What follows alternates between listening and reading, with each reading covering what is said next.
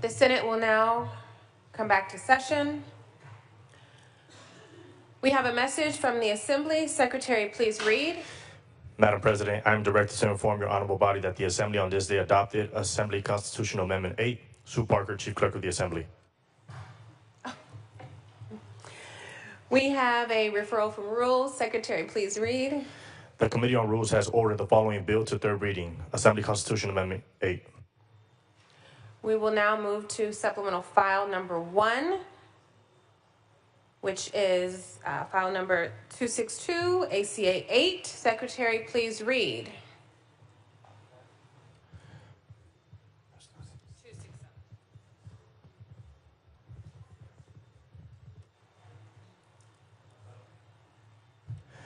Assembly Constitutional Amendment 8 by Assemblymember Rivas, enact relating to redistricting.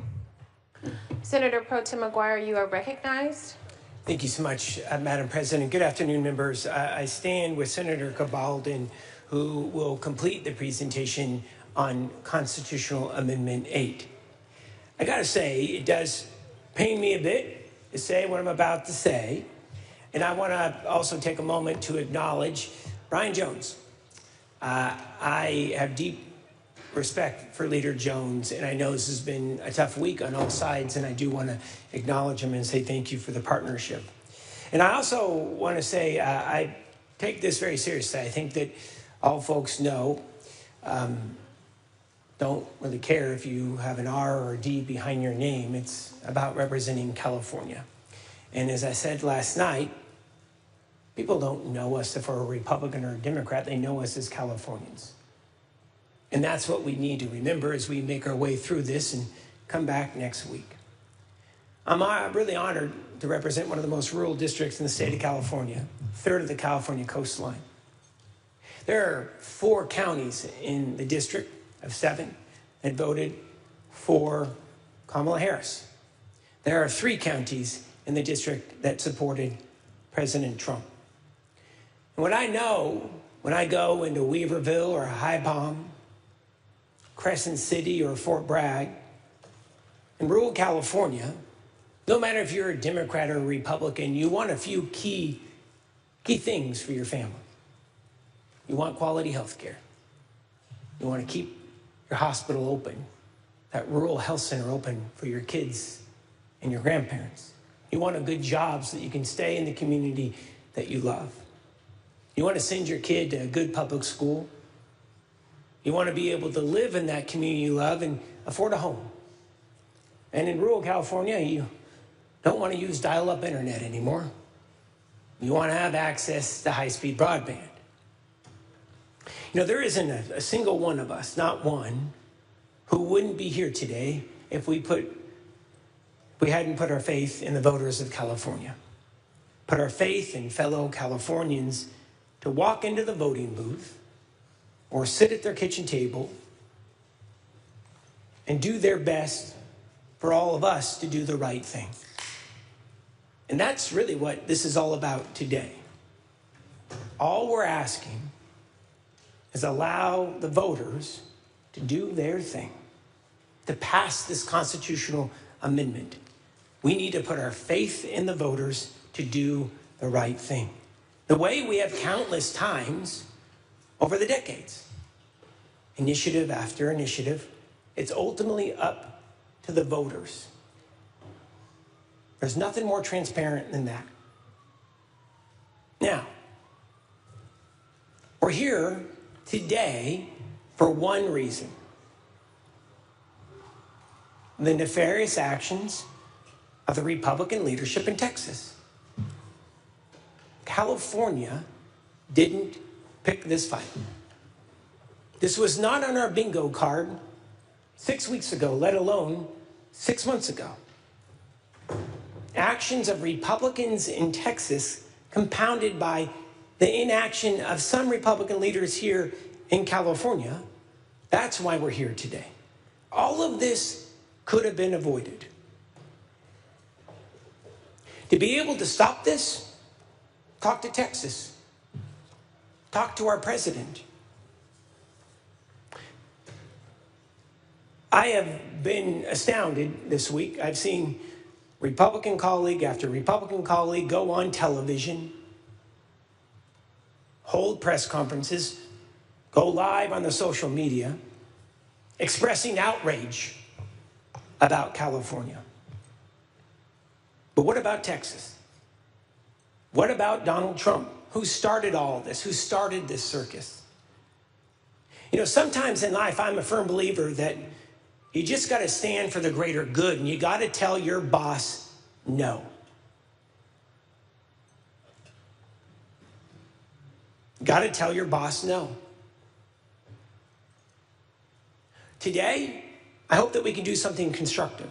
We should do everything in our power to ensure free and fair elections.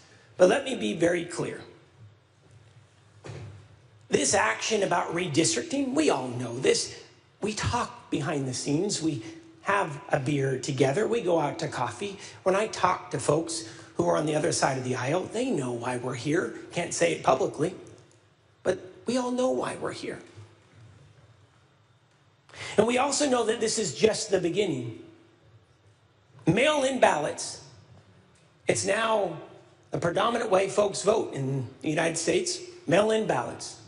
Our president wants to end mail-in ballots. Make it harder to vote. You know why he wants to be able to upend the census here? To rig it. In the United States Constitution, it says count all persons. The reason why Donald Trump doesn't want to count all persons is because it hurts Republicans. So then I hear members of Congress, some in the legislature say, I support independent redistricting. So I got 3 pages of votes on independent redistricting bills that have come through this legislature over the past several years. 3 pages right here. And let me just tell you what the predominant theme is. Republicans voted no. They voted no. All public votes. Now, why is it? Why? All of a sudden, y'all seen the light? I would hope that we could do more than file frivolous lawsuits, which, by the way, within 48 hours, the Supreme Court just tossed out. I would hope that we could do more than just file bunk court action when there are Republican leaders in this country that are having state troopers follow Democratic legislators. When the Attorney General of Texas and the governor say, we need the FBI to track elected members of a state house. What the hell is happening? And where is the outrage? You're outraged that California is responding? The only reason we are here today is because of Texas. And by the way, 2 nights ago on live television, state troopers drug out a Democratic female legislator out of the bathroom. Out of the bathroom because she did not have a pass to go. And I hear about how unfair California is. Can you imagine if the Democratic majority said to the California Highway Patrol, follow Republican leaders in the Assembly and the Senate?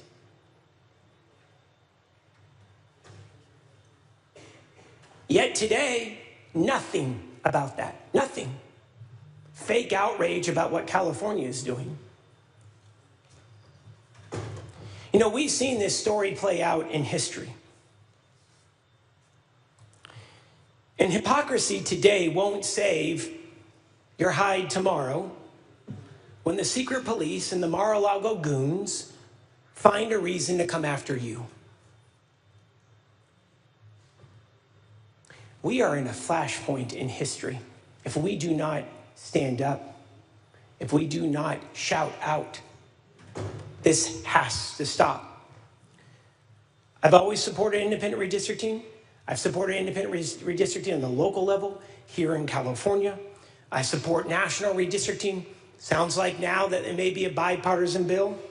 What I do not support, what we cannot support in California, is unilateral disarmament when the fairness of the 2026 elections is being threatened. And yes, Donald Trump wants to rig the damn election. Other states want to play games. California is the only state committed to fairness whose potential redistricting goes away the minute others drop theirs. In Texas, it's permanent. One of our colleagues in the assembly said the other day, when I go to a restaurant, I don't have to meet the chef. You all saw that? Senators, I also don't believe we need to meet the chef, but we do need to meet this moment. And the stakes are so high. And I want to end it right here. Here's what's at stake. Millions of Californians are going to lose their health care next year. Millions. Tens of millions of Americans are going to lose their health care next year because of Donald Trump. I've never seen a president come after fire aid and assistance like this president has, threatening to be able to cancel cleanup and recovery because he doesn't like our governor, doesn't like the politics of the state. I never thought I had to explain to my 4.5-year-old who saw on a friend's television why someone was being thrown in a moving van.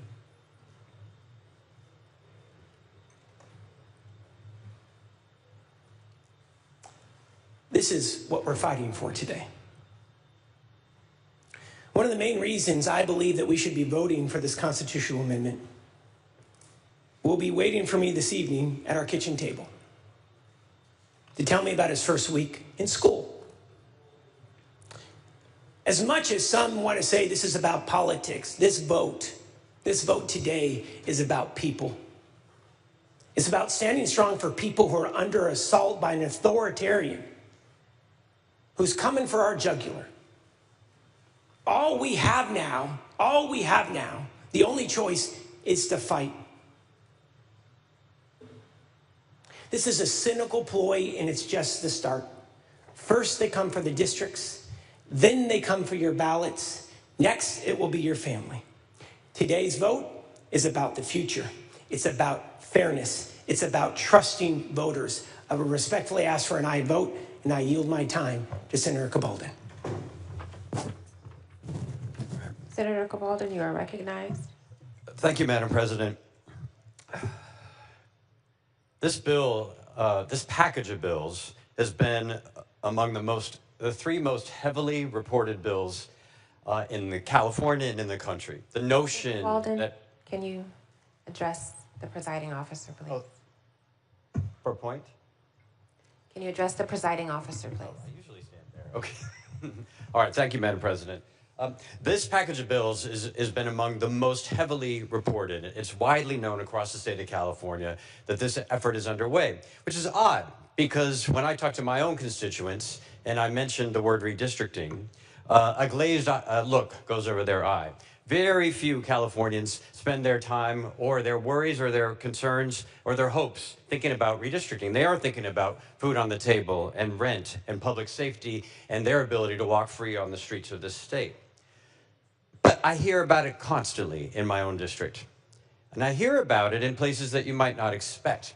And it reminds me of one of my favorite parts of the year, and I know I share this with many of my colleagues from both parties, Little League opening day.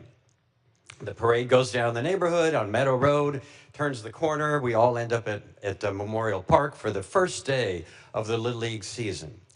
And once the ceremony is over, the certificates have been presented, then the teams go onto the field. And you sit, for me as a mayor and now as a senator, you sit with the parents ready to watch the game. And the first inning comes up and the other team keeps striking out. And the second inning, they've struck out every time. When they pitch, sometimes they intentionally hit our players, and you're starting to get a little worried. By the fifth inning, though, something weird happens. You see that on their side of on the other team's players, the first base is now being taken over by one of the dads. One of the moms is subbed in at second base. Another mom's at shortstop. Another dad is at third base and another at catcher. And you look at the field, you say, this is not fair. This is Little League. Where are the kids at? You can't just sub in 5 adults to play a Little League game. That's not fair. It's also it's not safe. What you've created is a Little League I've never been a part of. We don't sit in the stands in that moment and argue with each other. You know what I'm going to do about this? I'm going to go to the next Little League board meeting in 2 months to complain, because what we really need is a policy that prevents this from happening. You don't pen a harshly worded letter to the other team. You stand up. You do something. In that moment, most likely, what most Americans would do, we're sending 5 of our parents out there. We're pulling our kids off the field. We are taking action to assure that that cheating, that endangerment, does not happen. If when the Olympics are at the Rose Bowl here in California, the Rose Bowl in California, and the soccer team come on the field and we're playing against Russia, and they sub in 5 people, 5 additional players onto their team, you can be damn right we'll be calling for our team to be doing the same. We won't be waiting to file a complaint after the game is over that we lost because someone cheated right in front of our eyes, right in broad daylight. That's why Californians every day, more and more Californians are like, I don't know that much about redistricting, but this ain't right. This cannot happen, and California cannot stand for it. That's what this is all about. And so what's different here is it's not a trophy that's on the line. What is on the line is everything that we've heard described by the pro tem and others on this floor. The HR 1 cuts, the massive cuts that will hit California, but many of them that won't take place until after the congressional election. So we have a shot to stop them from happening. What's on the line is our freedom on the street and the terrorism that's happening with ICE, the attacks on UCLA, on our very elections, on reproductive freedom. Across the board, we have a chance to do something about it. Because right now, everyone at the Little League game is always asking me, what can I do as an American? What can I do to prevent the erasure of our democracy, the decline of our institutions and our protections? Now, and so we have to both fix the rules. We do have to go to that Little League meeting, and that's exactly what AC 8 does. Its first provision is California calls upon the Congress of the United States to place a constitutional amendment before all of the states for a national independent redistricting system. That is number 1 in ACA 8. And so we are doing that. And we must also get on the field and protect our kids and our families and our communities. Now, it's ironic because we stand here today 99 years after the very first redistricting initiative went on the ballot here in California.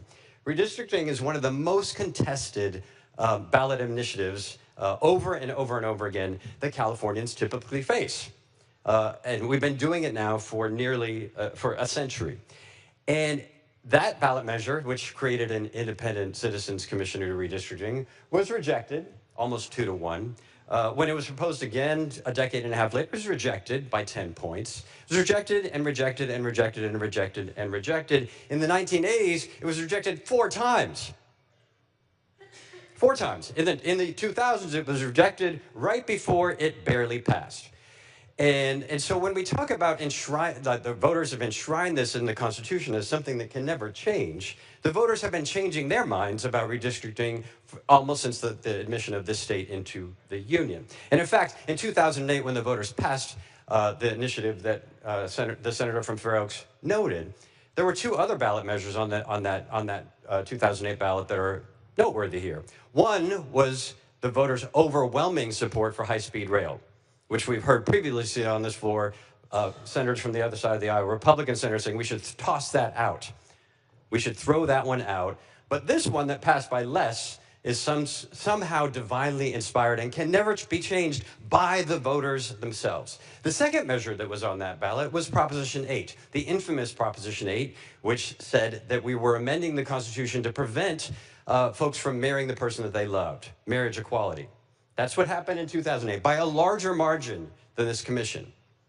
And yet, last year, the voters of California overwhelmingly reversed that decision. Democracy is in ever-changing progress. It's a book that we are writing together. And the only ones that can tell us to respect the will of the voters are the voters. And the only way we can know what their will is in this critical time for the preservation of our democracy is by passing this Constitution to let the voters decide. I want to speak briefly to the notion of this mid-decade redistricting that we've heard about repeatedly this morning as well, and the outrage over the idea that we might do redistricting in the middle of the decade, as though this were the first time this idea has been considered. Republicans and their agents submitted mid-decade redistricting initiatives nearly every single year in the 1980s, and then again in the 90s and in the in the 2000s. The outrage, the hypocritical outrage here is palpable. The only folks who proposed mid-decade redistricting before today have been the Republicans of California. So the outrage that this is unconstitutional, how can it be unconstitutional to ask the voters of California if they choose to, if they decide to, if they elect to amend the Constitution to accomplish this? And also, Texas did not consider the 2020 census data or any updates. In fact, the chairman of the elections committee in Texas said, oh, well, I don't have that census data. I haven't looked at it. This process, on the other hand, has examined every available data source, the census from 2020 and all the data since, all of the testimony in relevant areas in California where the lines are changing to look to see what did regular people say about their communities of interest to the Redistricting Commission. And then finally, the notion that this is expensive. Another example of fake outrage, because we heard no outrage about the cost, the annual petitions to the Secretary of State for a recall of the governor or someone else. Every single year, we've had these petitions submitted with zero, dead silence about the cost of that election, which is exactly the same as the cost as this. So please spare me the sanctimony about the cost of the election when you've remained silent every single time that another recall election has been proposed. Now, I also represent Sonoma County as a response to the senator from Santa Clarita and many other communities that have constantly been shifted from district to district over time. And Sonoma County will be doing just fine under this map. I can speak to my constituents. We can handle having 3 members of Congress. It's a feature, not a bug. But let's not think that today's redistricting map, it comes from a commission that did outstanding work, but it's not from some divine text, right? Let's go up to one of the closest districts from here. Maybe stop in Citrus Heights at the Jolly Cone, and just head up the freeway. You've now met about 5% of the voters in this congressional district. Head up the Highway 50 a little bit. You'll end up in Folsom, maybe stop at the auto malls or maybe the Old Town. Then head over to Roseville and to Rockland and Placer County. You've now met half the voters, over half the voters of this district. But you got to keep on going, because in that district, you got to keep driving on Highway 80 up all the way to almost Mount Lassen. And then you have to turn around, get back on the freeway, get back on 12 freeways in order to get to Death Valley. Death Valley. So please don't tell me about splitting Lodi, which is a fan community of mine just nearby here, in 3, when the current map places hundreds of thousands of people in Sacramento County, steps away from this building, in the same congressional district as Death Valley itself. And so these maps represent a step forward for representation. They respect communities of interest. They fully comply with the Voting Rights Act. But most importantly, they meet the moment that we are here because of Trump, and we're here because of President Trump, and we're here because of what Texas is doing, seeking to cheat and steal the game. We are doing this not in response to Texas alone, but to parry Texas, to neutralize and to nullify their illegal actions to cheat this congressional election and undo the will of the voters in 2026. California, we are the 4th largest economy. We are the most populous state in the country. It is our duty to America to be the last line of defense. And I ask for an aye vote on AC8. Thank you, Madam President.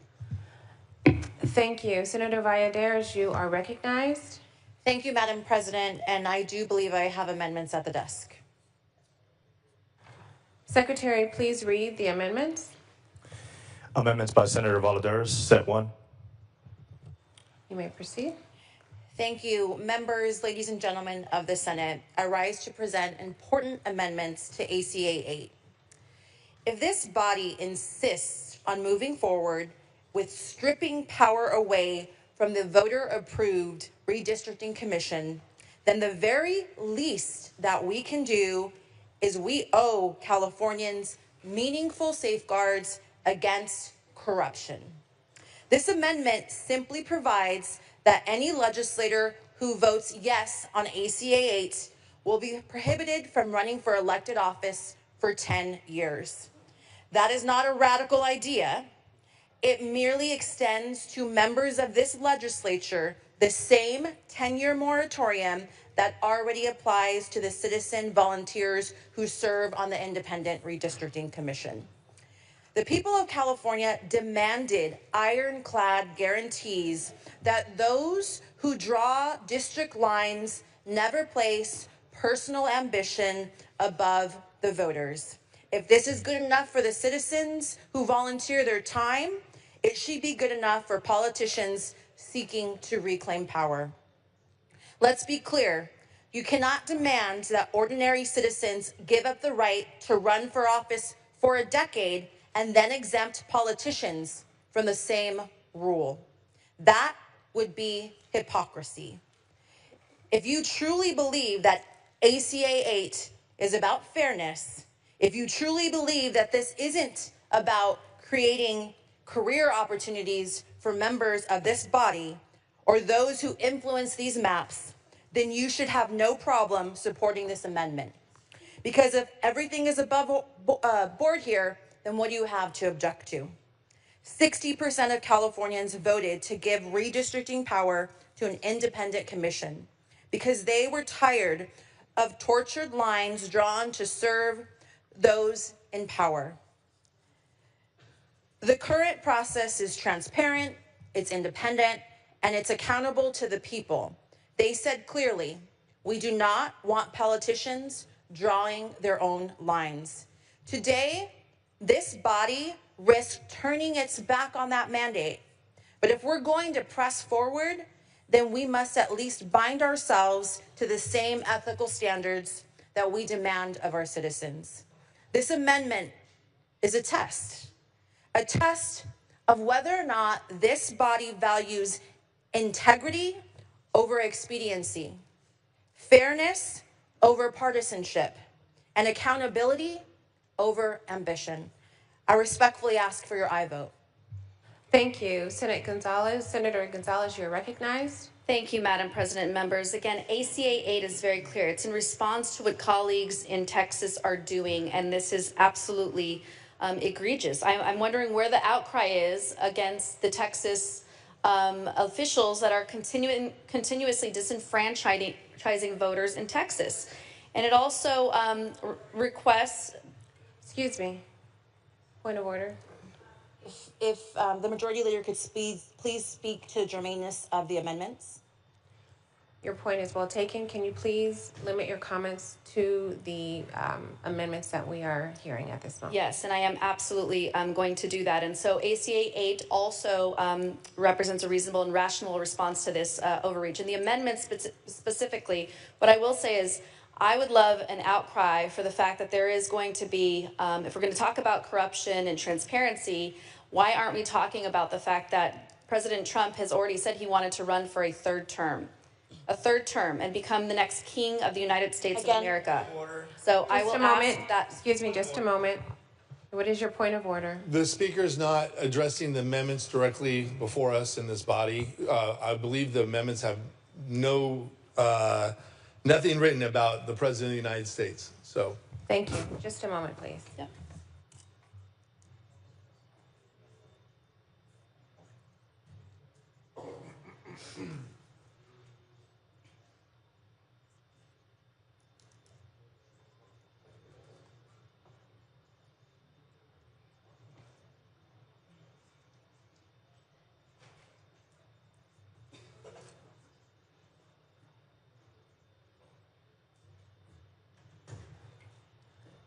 Senator Gonzalez, the amendments that we have before us are dealing with whether or not the members of the legislature will be able to run as a candidate for 10 years. Your comments must stick to the amendments that we are voting on or that have been presenting before us. Thank you.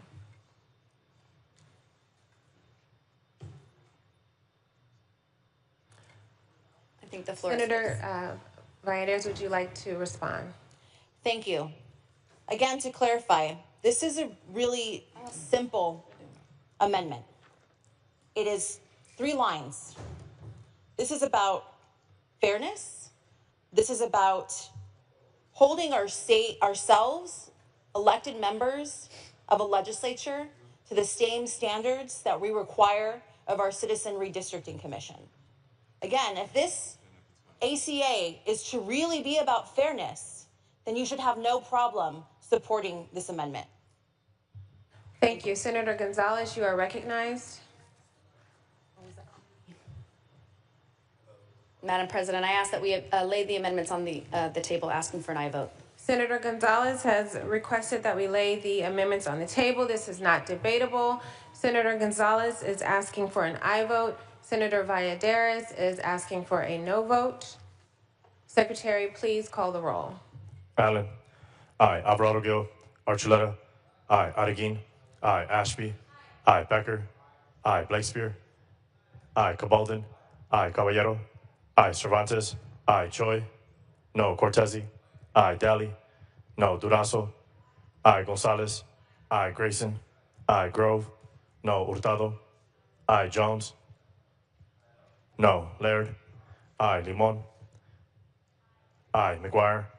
Aye. McNerney. Aye. Menjivar. Aye. Nilo. No. Ochoa Bog. No. Padilla. Aye. Perez. Aye. Reyes. Aye. Richardson. Aye. Rubio. Aye. Cigarto. No. Smallwood Cuevas. Aye. Stern. Aye. Strickland. No. Umberg. Aye. Valladares. No. Wahab. Aye. Weber Pearson. Aye. Wiener. Aye. Ayes 30, noes 9. The amendments are laid at the table. We will continue our debate. Senator Wiener, you are recognized. Thank you very much, Madam President. Colleagues, this is really about California punching back against Donald Trump. Donald Trump has been punching down at everyone for a long time, punching down at states, punching down at trans kids, punching down at immigrants. We are punching back to protect our democracy against this fascism. This is about California checking Donald Trump. And I wanted to say with respect to Trump, there was some reference to corruption before. I hope if people are going to talk about corruption, we can talk about the corruption in the White House, that Donald Trump is accepting all sorts of bribes, these scam meme coins that people use to funnel cash to him, the plane that he received from the Qatari government, the bribe that he received from Paramount to settle that bogus defamation lawsuit. So let's talk about that corruption. And we're seeing corruption here as well in terms of Donald Trump trying to seize control of our government in perpetuity. And that's what's happening in Texas and what we are responding to. So when I say that California is checking Donald Trump, it's because not that many institutions are actually stepping up to check this aspiring dictator. The Republicans in Congress are not checking him. They just give him whatever the heck he asks for. The Republicans in Congress voted to kick their own constituents off of health care and food assistance and to close hospitals in their own district at the request of Donald Trump. The Supreme Court is not checking him. The Supreme Court basically rubber stamps whatever the heck Donald Trump wants to do, whether it's illegally deport immigrants or tear down the government illegally. The Supreme Court just rubber stamps it. It's not red states, because Donald Trump called up the governor of Texas and said, hey, I want 5 more seats in Congress. Can you do a scam redistricting. And instead of saying, you know what, Mr. President, like mind your own business, we're going to handle our own stuff here in Texas, the governor of Texas just said, yes, sir. Whatever you want, sir. We'll do whatever you need, sir. Universities aren't doing it. They're caving in one after the other, adopting his MAGA policies. Most recently, even Harvard, which it was so depressing. Harvard was standing up, and then even Harvard caved in. It's not the media. Some media are standing up, like the AP, which is still banned from a lot of things because it refuses to say the Gulf of America. But other media are even paying bribes to this president. So California is not going to do that. We are going to check this fascist's overreaches. We're going to check him. We're not going to back down. We are the fourth largest economy in the world. We are the largest state by far. We have the wherewithal to be able to fight back and punch back against this despicable human being who is trying to tear down so much of what is good in this country. And Trump knows that we have the ability to punch back and that we will punch back. And that's why he is targeting California so severely, why he is demanding $1 billion in extortion from UCLA. Otherwise, he'll kill off Alzheimer's and cancer research at UCLA. He's doing it by targeting, especially Southern California, with these horrific immigration raids, grabbing people from their front yards and from bus stops and from work sites and disappearing them. Just a moment. Point of order. Just a moment. What is your point of order? I deeply respect my colleague from San Francisco and his passion about a lot of different issues throughout the state of California, but I